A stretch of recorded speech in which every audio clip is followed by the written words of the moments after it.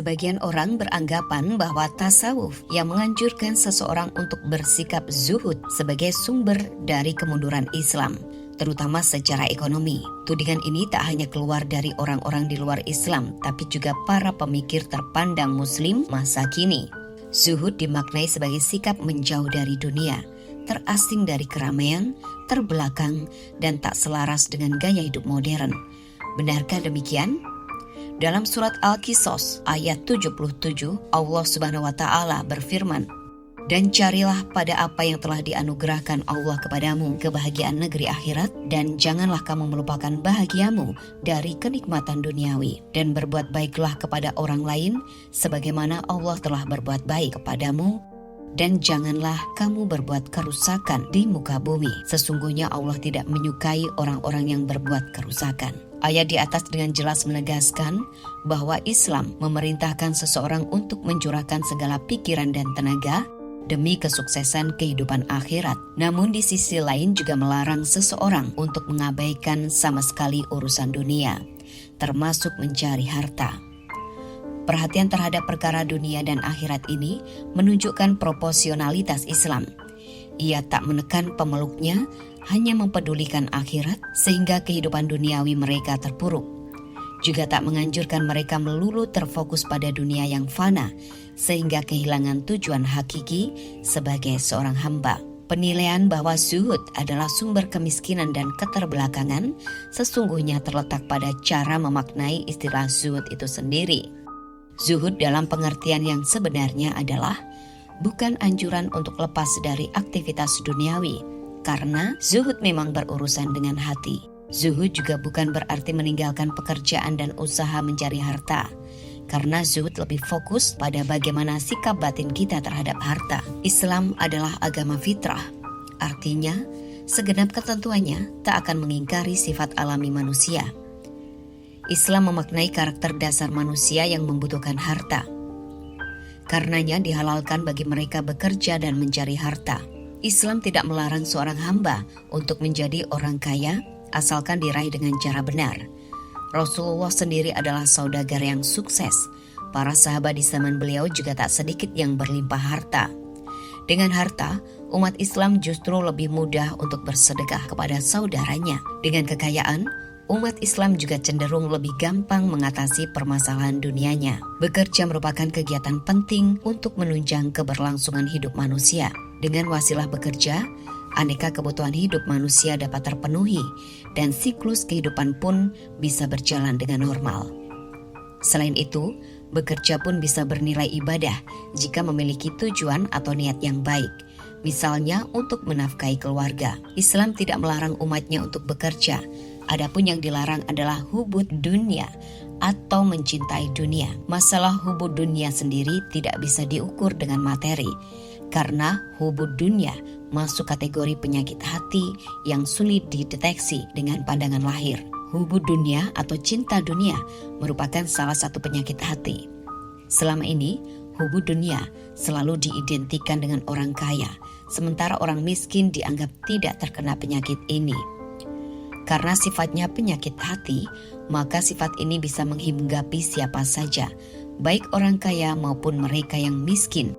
Kisah Syekh Hasan Asyadili, salah satu waliullah yang memiliki harta banyak, tetapi tidak cinta dunia. Hartanya digunakan untuk jalan agama. Hasan Asyadili merupakan ulama yang lahir di Tunisia dan meninggal di Mesir. Karyanya yang masih diamalkan oleh banyak warga NU adalah Hizib Nashr. Ia memiliki murid sekitar 6.000 yang semuanya ditanggung kebutuhan hidupnya. Gaya hidup Syekh Hasan Asyadili juga sangat mewah untuk ukuran waktu itu. Ia selalu berganti pakaian baru setiap hari, memakai minyak wangi mahal, dan mengendarai kereta yang ditarik 2 ekor kuda besar. Suatu hari ada santri dari Tunisia yang akan bersilaturahmi dengannya. Setelah menempuh perjalanan jauh sampailah di Mesir dan terkejutlah ia ketika melihat rumah Syekh Hasan yang besar dan gaya hidupnya yang mewah. Pembantunya saja 16 orang, tidak sesuai dengan gambarannya sebagai seorang wali yang menjalani hidup sederhana apa adanya. Wali kok hidupnya mewah banget, begitulah pikiran dalam hati. Akhirnya tujuannya untuk bertemu dengan Syekh Hasan Asyadili tercapai. Dalam dialog, Syekh Hasan berpesan kepadanya, "Sampaikan kepada gurumu, sampai kapan hubud dunia terus?" Ia terkejut dengan perkataan tersebut, karena gurunya tidak memiliki harta sama sekali. Bantal saja tidak punya, sementara Syekh Hasan bergaya hidup mewah. Akhirnya setelah hajatnya untuk bertemu dengan ulama besar tersebut terpenuhi, ia kembali ke Tunisia. Sesampai di rumah, ia ditanyai oleh gurunya, ada pesan apa dari Syekh Hasan kepadanya? Pertama, si santri tidak mengaku, tetapi setelah didesak terus, disampaikan pesan yang dikatakan oleh Syekh Hasan tersebut, sampai kapan gurunya hubud dunia. Mendengar pesan tersebut, gurunya langsung menangis. Benar apa yang dikatakan Syekh Hasan Asyadili. Dia kaya, banyak harta, kendaraannya bagus, rumahnya bagus, tetapi dunia tidak pernah dipikiri, tidak masuk hatinya. Saya ini miskin, tetapi yang dipikiri dunia terus. Wali lain yang memiliki harta banyak adalah Syekh Abdul Qadir Al-Jailani yang menyumbangkan hartanya untuk kepentingan masyarakat. Salah satu sumbangannya kepada masyarakat yang sekarang masih terlihat adalah sebidang tanah wakaf di Mesir yang sekarang menjadi sebuah kawasan hunian bagi kelompok fakir miskin. Pentingnya muslim kuat dalam segala hal, mulai ilmu, harta, kesehatan, kebudayaan, dan lainnya.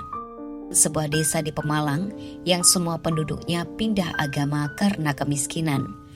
Nama-nama penduduk Solihin, Ahmad, Dullah, dan lainnya menunjukkan mereka berasal dari keluarga Islam, tetapi pindah karena kelaparan dan kemiskinan. Kita harus kuat dalam segala hal.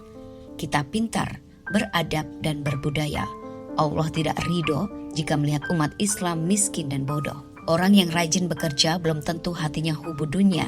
Rasulullah sendiri pernah menegaskan tentang pentingnya bekerja. Hal ini sebagaimana dikisahkan oleh Imam Ghazali dalam kitab Ihya Ulumuddin. Dikisahkan, suatu pagi Rasulullah sedang duduk bersama beberapa sahabat. Tidak lama kemudian melintas seorang pemuda gagah yang terlihat prima dari atribut dan pakaian yang digunakan. Diketahui pemuda itu akan pergi bekerja. Alangkah baiknya jika pemuda yang masih memiliki energi dan stamina kuat itu dipakai untuk berjihad di jalan Allah fisabilillah, ucap sahabat.